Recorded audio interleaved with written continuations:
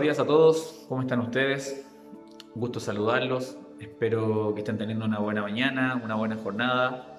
Bienvenidos nuevamente a escuchar la palabra de nuestro Señor Jesucristo. Nuestro Señor, como ustedes lo saben, nos pide que demos testimonio de las grandes cosas que Él hace en nuestra vida. Personalmente, y si me lo permiten, me gustaría esta mañana tomarme un momento para contarles lo grande, lo fiel que ha sido nuestro Señor. Les cuento que hemos pasado quizás momentos difíciles y momentos complicados muchas veces junto a mi esposa, en los cuales no podemos negar haber sentido un poco de pena, no podemos negar el haber sentido un poco de ansiedad, de incertidumbre, pero quiero contarles que en esos momentos cuando todo parece sin solución, es cuando más uno debe aferrarse a nuestro Padre. Nosotros como familia, y les cuento para animarlos, tuvimos semanas complejas, semanas complicadas, y fue cuando más en oración nos pusimos, cuando más le pedimos al Señor que nos fortaleciera, que nos diera paz, que nos diera amor, que nos diera respuesta a la situación que estaba ocurriendo.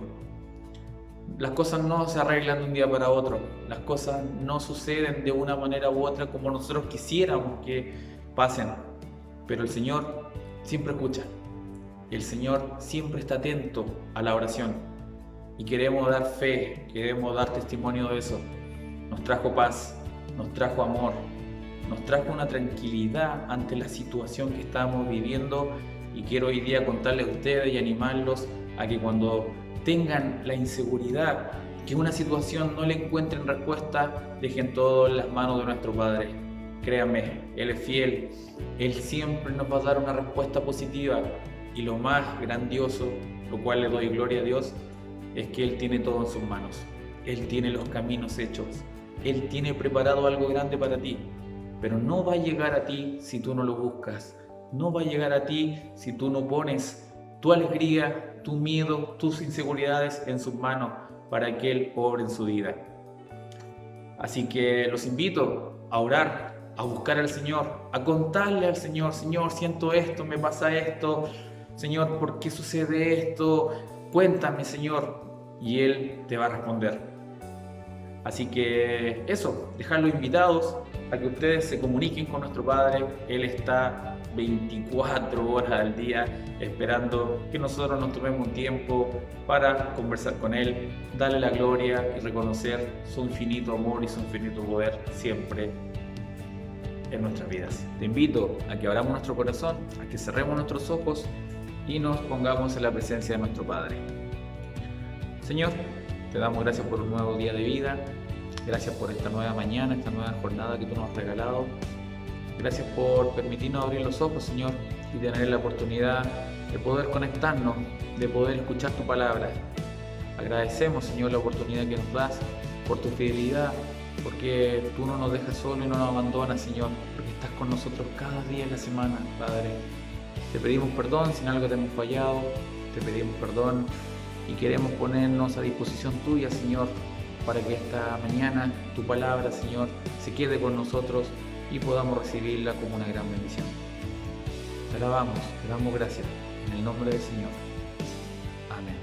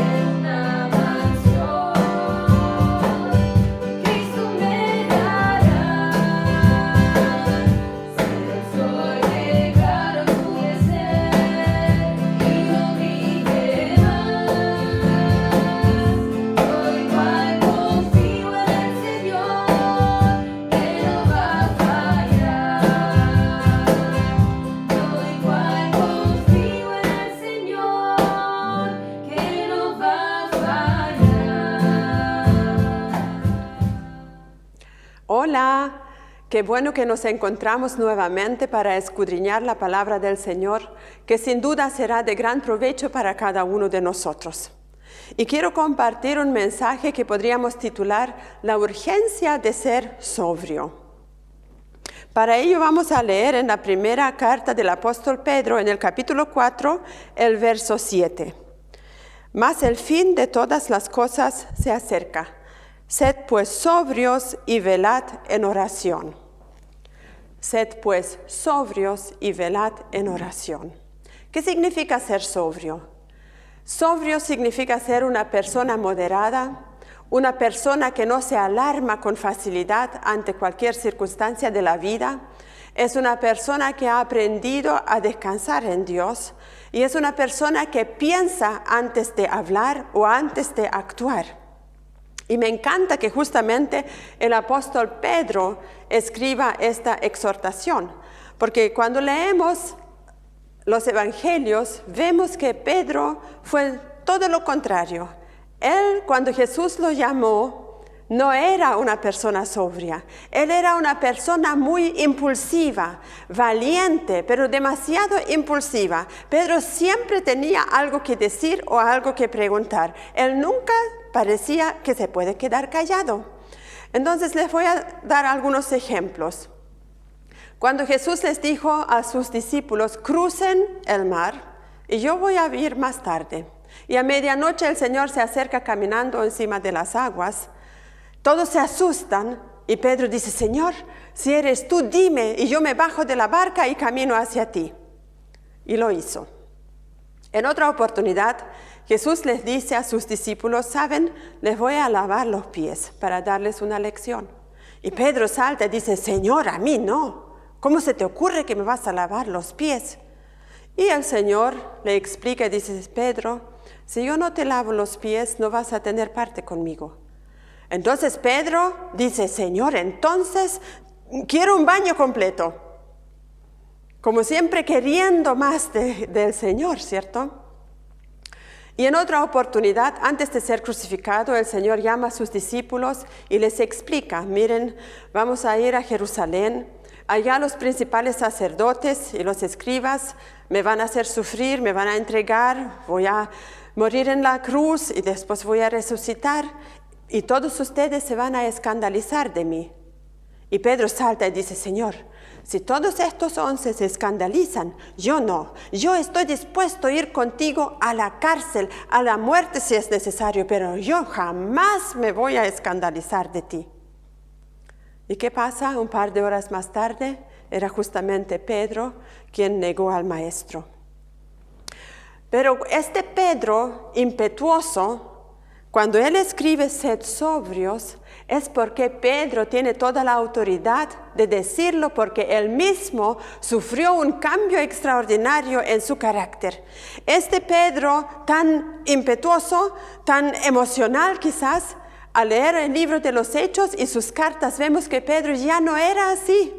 El Espíritu Santo lo cambió completo. ¿Y por qué digo que fue el Espíritu Santo? Porque en el día de Pentecostés, cuando los discípulos reciben el glorioso bautismo en el Espíritu Santo y lengua de fuego aparecieron sobre ellos, el Espíritu Santo tomó las riendas de la vida de Pedro y de los demás y él empezó a trabajar en su carácter, empezó a enseñarles el caminar, empezó a guiar la iglesia porque él es aquel que guía la iglesia a toda la verdad y nos prepara para la venida del Señor. Entonces, para que Pedro escriba sed sobrios es porque él aprendió. Esa es la idea que Dios tiene con cada uno de nosotros, que a través del trato que Él tiene con nosotros, a través de las circunstancias de la vida, a través de la palabra del Señor, a través del trabajo que el Espíritu Santo hace en cada uno de nosotros, nuestro carácter vaya siendo moldeado para parecernos cada vez más a nuestro Señor Jesús. Por eso es tan importante la vida de oración, ser sobrio y velar en oración. No podemos pretender ser sobrio y no tener una vida de oración, amados. Cada uno de los frutos de los cristianos, de nuestra vida, de nuestro carácter, el fruto del Espíritu, se forma cuando nosotros pasamos tiempo con Dios, cuando nosotros pasamos tiempo en oración. Si necesitamos ganar cualquier victoria en nuestra vida, se gana orando. No podemos simplemente entregarnos así y pensar que las cosas van a ocurrir por sí solas. Pedro nos exhorta y dice, sed sobrios, dense cuenta de los tiempos en los cuales estamos viviendo. Y si Pedro lo decía hace 2000 años atrás, ¿cuánto más urgente es para nosotros que vivimos 2000 años después que él escribe esto? Y Pedro estaba consciente y dijo, el fin de todas las cosas ya se acerca. ¿Y cuánto más para nosotros se acerca el fin de todas las cosas? ¿Y cómo lo sabemos? Porque las profecías se están cumpliendo ya casi todas. Y en Mateo 24, cuando Jesús habla de las señales del fin, ya sabemos que mucho se ha cumplido. Y lo más fantástico cuando Jesús dice, y este evangelio será predicado a todas las naciones. Amados, hace 2000 años atrás el evangelio no había sido predicado en todas las naciones, pero ahora sí, faltan muy pocos lugares de la tierra donde todavía el evangelio no ha sido predicado. A través de los medios de comunicación y tantos misioneros que han entregado su vida al servicio del Señor para llevar este mensaje glorioso a todas las partes de la tierra. Amados, estamos pronto a que esa promesa también se cumpla, esa exigencia antes que el Señor venga, que toda nación, todo pueblo haya escuchado el evangelio. Y además Jesús dijo, miren la higuera. ¿Quién es la higuera? Es Israel, la nación de Israel. Al mirar que durante 1900 años no había pueblo de Israel, no había nación de Israel, y para la venida del Señor es necesario que la haya. Entonces, hoy en día, ya la nación de Israel se fundó hace más de 50 años atrás. Los judíos están retornando a su tierra, pero hoy no puedo explicar demasiado porque no es el tema. Pero al mirar a Israel, al mirar la higuera, nos damos cuenta que el fin está cerquísimo.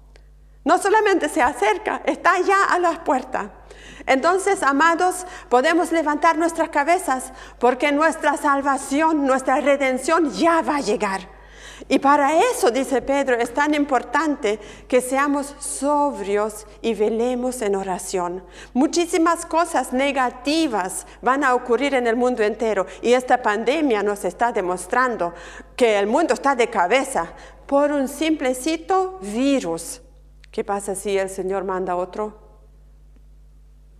Sabemos que los fines de los tiempos no se vienen mejor, pero lo que sí es mejor, la iglesia del Señor, que puede en estas circunstancias levantar su voz, indicar el camino hacia nuestro Señor Jesús.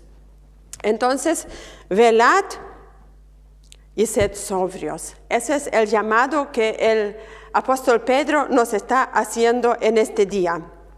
Cuando no oramos, cuando no queremos aprender a ser sobrios en la vida, entonces nos alarmaremos, nos preocuparemos por cada cosita chica que pasa. Hasta un dolor de cabeza nos puede desesperar, pero es necesario ser sobrio.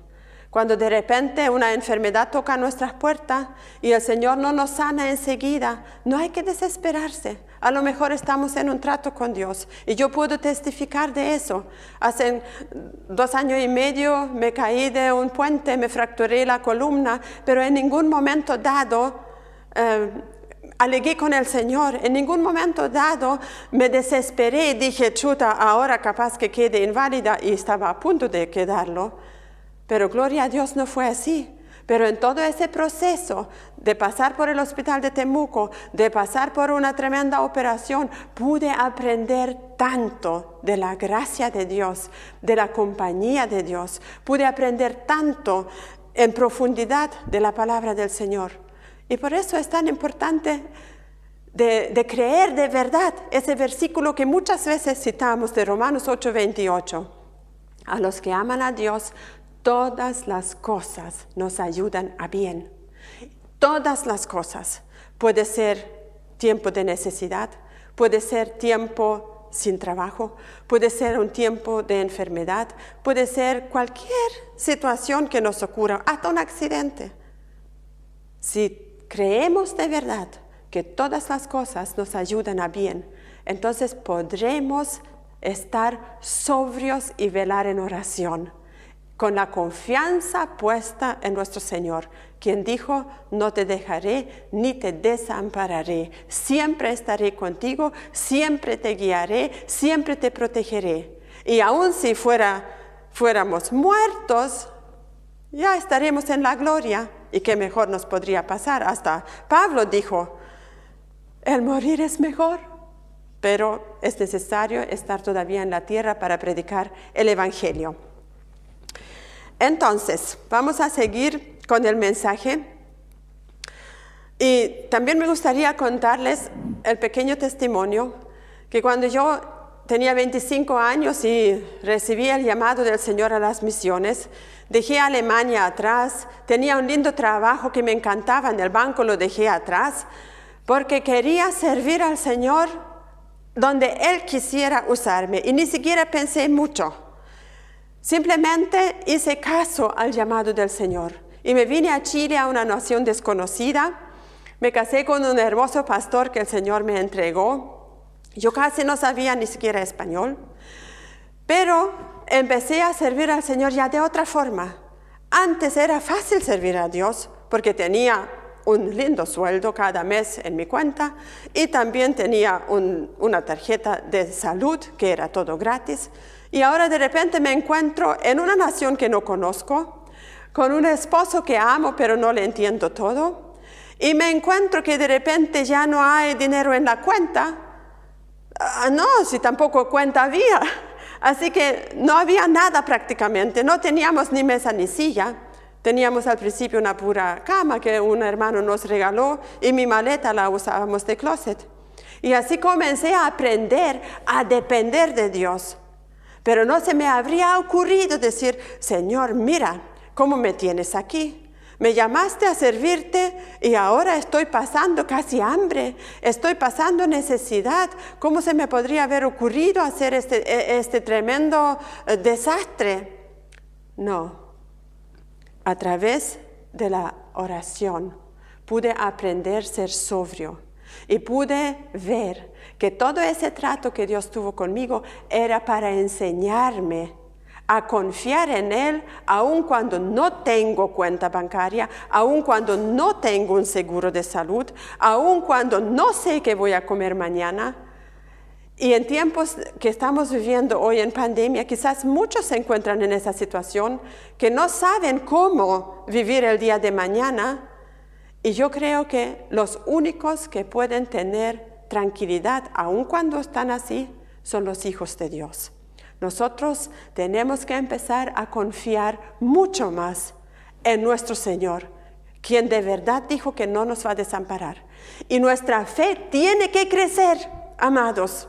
Nuestra fe ya no va a ser suficiente porque tengo un trabajo y si no tengo un trabajo ya mi fe no me alcanza, mi fe falla. No, tenemos que aprender a tener una fe sobrenatural, una fe que cree que si no hay en la olla, si es necesario puedo poner mi mano encima de la olla y pedirle al Señor que Él me traiga un almuerzo, como lo que yo había hecho en esos años. Un día cuando de verdad no tenía con qué cocinar, mi esposo se fue a hacer una visita a un hogar y yo estaba en la casa. Y antes que él saliera, le dije, amor, no sé qué cocinar hoy. Y simplemente me dijo, bueno, no importa, entonces ayunamos. Y él se va y me deja en Curarrehue, en una casa que arrendábamos en ese entonces, era feísima. Entonces, lo único que yo podía hacer, bueno, Señor, aquí estamos tú y yo. Y informé al Señor, le dije, Señor, tú sabes que yo estoy embarazada y yo no puedo ayunar. Así que oré y dije, Señor, te pido que me envíes comida. Amados, no pasaron ni 10 minutos y alguien toca mi puerta y era una hermana de la iglesia que vino y me dijo, ¿sabe? El Señor me envió y le traigo 2 pollos. Gloria a Dios, eran 2 pollitos de campo, qué rico. y el Señor me proveyó. Y así muchísimos testimonios podría contar en este día. Qué hermoso experimentar la provisión de Dios. Y creo que en estos tiempos es necesario que nuestra fe se eleve más allá. Que si usted tiene una cuenta bancaria que está vacía, podemos tener fe hasta que el Señor de repente ponga dinero en mi cuenta. ¿Y por qué lo digo? Porque yo tengo una hermana, mi hermana carnal y también hermana en la fe, que de repente tenían un deseo de hacer un viaje con su esposo para ir a ver a su hijo y no tenían suficiente dinero. Y amados, de repente aparece una cuenta en el banco al nombre de ellos que ellos nunca sacaron. Y era justísimo el dinero que necesitaban para hacer ese viaje. Por eso yo sé, mi Dios es un Dios sobrenatural que hace milagros. Y en este día quiero animarles, amados, a poner su fe en el Dios de los milagros. El Dios que provee sobrenaturalmente. Cuando nosotros no podemos hacer, Él sí puede. Y me acuerdo la primera vez cuando todavía estábamos en Curarrehue, yo embarazada, y los hermanos cariñosamente nos invitaron a comer poroto con rienda por primera vez en mi vida. Y detrásito me sirvieron unos mates. Y esa combinación fue casi mortal para mí. A medianoche despierto y tenía un dolor impresionante. Yo pensé que de verdad me voy a reventar. Me dolía hasta mi piel. Y lo único que podía decir a mi esposo, ¿qué vamos a hacer? Me duele tanto. Mi cuerpo me duele tanto, mi guata. Y él me decía, bueno, no podemos ir a ningún lado.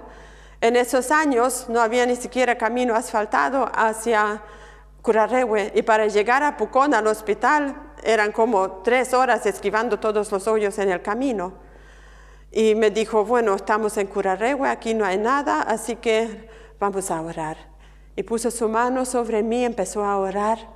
Y el Espíritu Santo me empezó a ministrar y todas mis dolencias se fueron tal cual como el Señor prometió. Yo voy a llevar sus dolencias y sus enfermedades y recibí una sanidad extraordinaria de parte del Señor. Y muchísimas más podría contar que hemos vivido con mi esposo, con nuestros hijos, con nuestra familia, con la iglesia, porque Dios es el Dios que más le encanta demostrar su poder y su presencia en su iglesia. Amados, la iglesia de hoy tiene que sufrir un cambio radical. Ya no es suficiente juntarnos a cantar y a orar y a pasar un tiempo lindo de coinonía. Tenemos que empezar a ver los milagros del Señor y esa es mi oración. Ese es mi clamor delante de Dios, que en su gran misericordia Él puede enseñarnos la sobriedad y también poner en nosotros este clamor, esa velar en oración para que podamos traer a nuestra nación Chile un avivamiento que tan urgente necesita el pueblo de Dios, para que en cualquier circunstancia de la vida podamos contar con ese Dios que hace milagros extraordinarios. Aleluya. Fíjense, en esta carta de Pedro, 3 veces Pedro usa la palabra o la exhortación, sed sobrios. En el primer capítulo, en el versículo 13, Pedro dice, por tanto, ceñid los lomos de vuestro entendimiento y sed sobrios y esperad por completo en la gracia que se os traerá cuando Jesucristo sea manifestado. Nuevamente Pedro dice, sed sobrios y esperad en la gracia. Ahora la gracia del Señor es el favor de Dios. Es la presencia de Dios con nosotros. ¿Y desde dónde se manifiesta la gracia de Dios? Bueno, desde el trono de la gracia. Fíjense, estos días estuve meditando, ¿por qué no se llama el trono de amor o el trono de justicia, el trono de la paz? No, Pablo usa la expresión el trono de la gracia, porque en la gracia donde encierra todos los atributos de Dios, el trono de la gracia de Dios, donde recibimos el perdón de nuestros pecados, de donde emana nuestra paz, donde recibimos el amor, el favor de Dios, su compañía. Y por eso Pedro dice aquí, sed sobrios y esperen en la gracia. ¿Cómo yo puedo esperar en la gracia? Solamente cuando yo me acerco al trono de la gracia. No puedo esperar que la gracia de Dios se derrame así nomás sobre mi vida. Amados, para cada promesa de Dios hay algo que nosotros tenemos que hacer. Es orar, es acercarnos.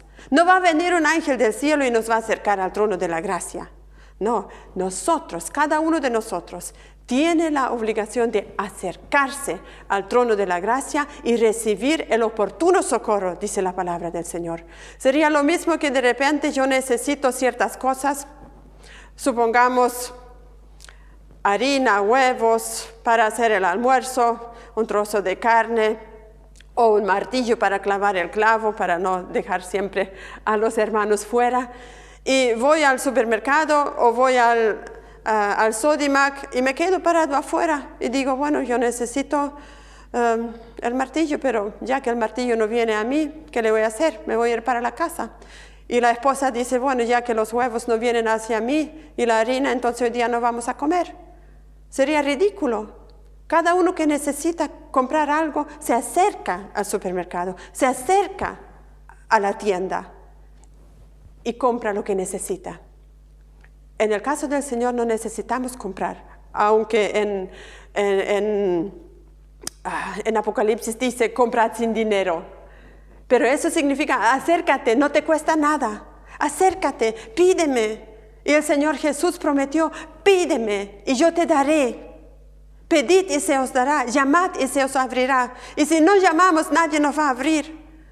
El avivamiento que tanto anhelamos, y espero que usted también lo anhele, no se va a derramar así nomás sobre nosotros. Hay que doblar rodillas, hay que clamar al Señor, hay que acercarse, hay que pedir, hay que clamar. Para llevar una vida victoriosa es importantísimo estar en la presencia del Señor, acercarse al trono de la gracia. Y aquí Pedro usa una palabra, y esperar. Pero esa palabra esperar no significa que me pare ahí y no hago nada. Simplemente estoy. Y si me preguntan, ¿qué estás haciendo? Estoy esperando. No, no es una esperar pacífico, es un esperar activo, es un esperar que hoy Dios hará algo, es un esperar con expectativa, es un esperar, pero un clamar delante del Señor, sabiendo que Él va a cumplir cada una de sus promesas, lo que Él ha escrito en su palabra. Eso significa ser sobrios y esperad por completo en la gracia de Dios. Y la tercera vez que Pedro usa esta palabra es en el capítulo 5, el versículo 8. Y nos dice, sed sobrios y velad, porque vuestro adversario, el diablo, como león rugiente, anda alrededor buscando a quien devorar. Sed sobrios y velad, porque vuestro adversario, el diablo, como león rugiente, anda alrededor buscando a quien devorar. Aquí Pedro relaciona el ser sobrio directamente con el actuar del diablo. Nuevamente nos dice, velad, estén atentos, y nos da la razón que ya hemos leído, porque el diablo anda buscando a quien devorar.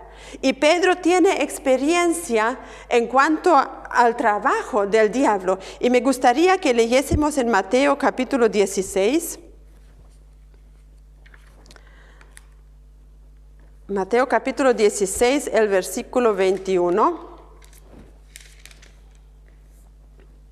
dice así: Desde entonces comenzó Jesús a declarar a sus discípulos que le era necesario ir a Jerusalén y padecer mucho de los ancianos, de los principales sacerdotes y de los escribas, ser muerto y resucitar al tercer día. Entonces Pedro, tomándolo aparte, comenzó a reconvenirle, diciendo: Señor, ten compasión de ti, en ninguna manera eso te acontezca. Pero Jesús, volviéndose a Pedro, dijo: Quítate de delante de mí, Satanás, me eres tropiezo, porque no pones la mira en las cosas de Dios, sino en la de los hombres. ¿Se dan cuenta? Pedro nuevamente toma al maestro y lo empieza a reprender. Lo empieza a retar o lo empieza a aconsejar, como usted quiera. Y le dice, pero Señor, de ninguna forma eso te acontezca. Ten compasión de ti. Miren cuál es el consejo tan espiritual que a Pedro se le ocurrió. Ten compasión de ti. Eso se le llama autocompasión. Ten autocompasión. No vayas a sufrir. Muchos de nosotros quizás en algún momento dado hemos sufrido autocompasión. Por algo hay tanta gente en el psicólogo hoy en día, porque se autocompasionan tanto y son tan ñecla, podríamos decir en chileno, no aguantan ni siquiera un viento y cada cosa es demasiado como para enfrentar. Esa es la autocompasión. Oh, pobrecito de mí, ¿cómo yo voy a ofrendar hoy si tengo tan poquito? Ay, pobrecito de mí, otra vez quieren que yo haga tal y tal cosa. ¿Y por qué no lo hace otra persona? Hay muchísimas situaciones que nosotros podemos tener autocompasión, pero al Señor no le pareció nada este consejo. Porque además, al leer estos versículos, nos damos cuenta que Jesús se dio cuenta enseguida que este pensamiento venía de una fuente que no era Pedro. Por eso se dio vuelta y le habla directamente a Pedro, imagínense, y le dice, quítate delante de mí, Satanás. No le dijo Pedro, le dijo, quítate delante de mí, Satanás. No sé qué cara habrá puesto Pedro. Jesús me está llamando Satanás. Increíble. No, yo creo que Pedro no dijo absolutamente nada. Pero Jesús estaba dirigiendo a lo que estaba manipulando a Pedro, lo que estaba usando a Pedro para interponerse en el camino de Jesús. Y le dice, quítate delante de mí, Satanás, porque me eres tropiezo. Obviamente, amados, Satanás lo único que sabe hacer es ser tropiezo. Cuando usted tropiece, fíjese bien quién lo hace tropezar. Entonces dice, porque no pones la mira en las cosas de Dios, sino en la de los hombres. Y este verso está dirigido no a Pedro, está dirigido a Satanás. Y es una revelación para nosotros. Jesús está diciendo, Satanás no pone la mira en las cosas de Dios. Obviamente, Satanás no tiene ningún interés de las cosas de Dios. El único interés que él tiene es ser tropiezo para los que caminan en las cosas de Dios. Pero después Jesús dice, Satanás pone la mira en las cosas de los hombres. Esa es la revelación. Satanás nos observa. Pedro dice, anda como león rugiente buscando. Él observa a cada uno de nosotros. Satanás nos conoce muy bien, sabe dónde está nuestra debilidad, sabe cuáles son nuestros pecados escondidos, no confesados, los pecados que no queremos soltar. Satanás sabe muy bien cuál tentación preparar para cada uno de nosotros, para que tropecemos, para que caigamos, para que tengamos temor, miedo, incredulidad, duda, todas esas cosas que a Dios no le agradan. Satanás sabe por dónde inyectarnos alguna rebelión en contra del Señor. Nuestros pensamientos tienen tres fuentes. En primer lugar, puede ser un pensamiento mío. En segundo lugar, puede ser un pensamiento de Dios. Y en tercer lugar, es posible que como cristianos tengamos un pensamiento que el diablo ha colocado en nosotros. Por eso hay que detectar la fuente, tal cual como Jesús nos enseña.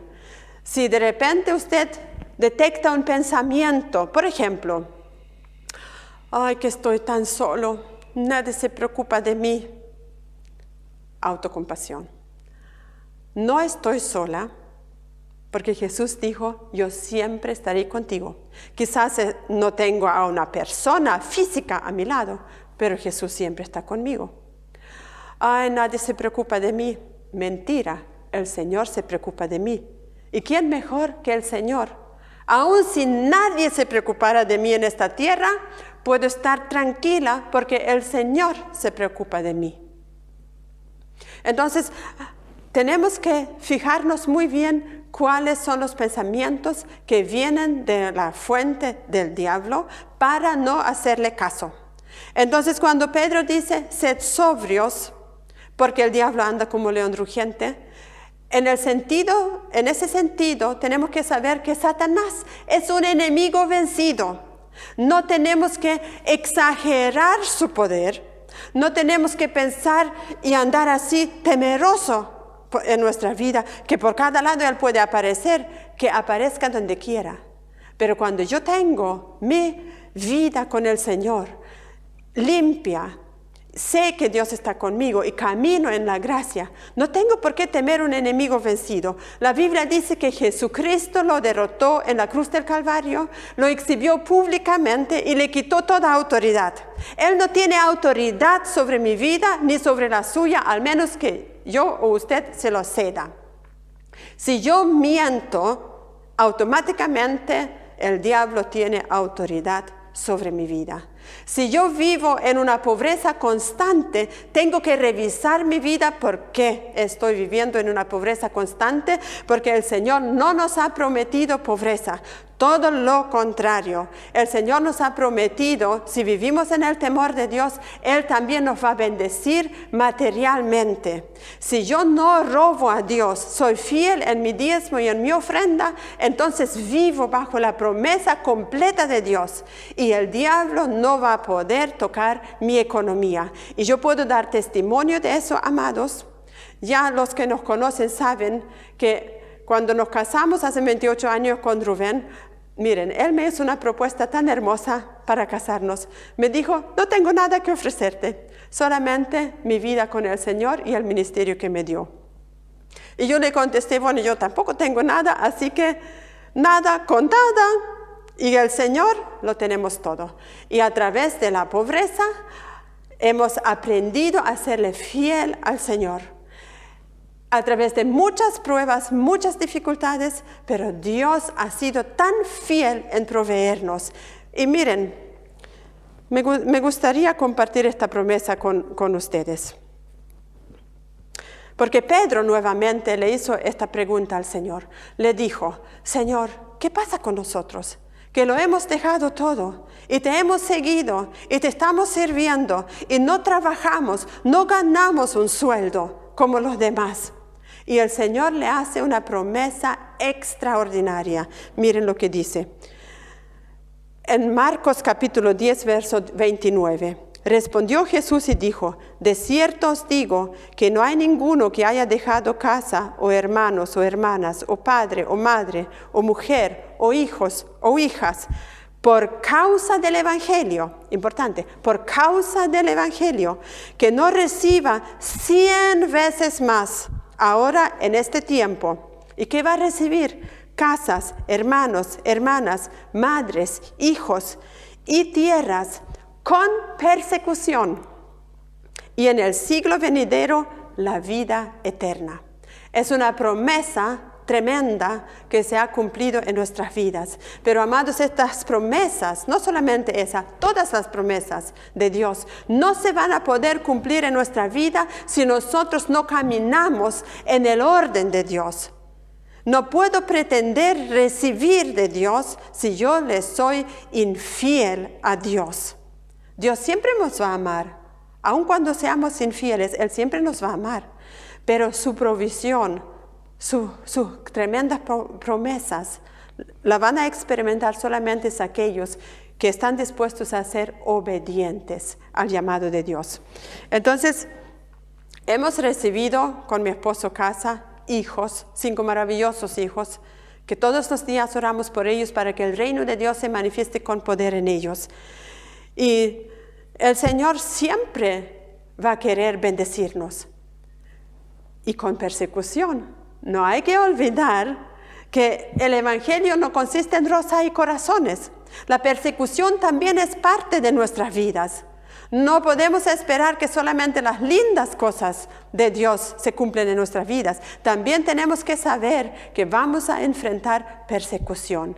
Amados, por eso hay que ser sobrio, porque nos ataca el enemigo, pero también la religión, los religiosos también nos atacan. Fíjense cuando por un tiempo estuvimos viviendo en Alemania, ministrando en la iglesia allá. La gente religiosa se paraba hasta delante de nuestra casa, diciendo, estos milagreros de Chile que vienen aquí a quitarle el trabajo a los curas alemanes. Nosotros no le vamos a quitar el trabajo a nadie, pero sí hacíamos milagros, lo que los curas no hacían.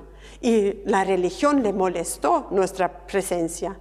¿Cómo? Yo no entiendo eso. ¿Cómo le puede molestar a la gente al ver que otros son sanados y liberados? Pero obviamente a Jesús le pasó que nos espera a nosotros. Los que más se levantaron en contra del Señor eran los religiosos. Y los que se levantan también contra nosotros, si caminamos con Dios, le aseguro que la persecución también le va a llegar. Pero también en la persecución podemos estar firmes. Por eso la exhortación de Pedro es tan urgente. Sed sobrios y velad en oración.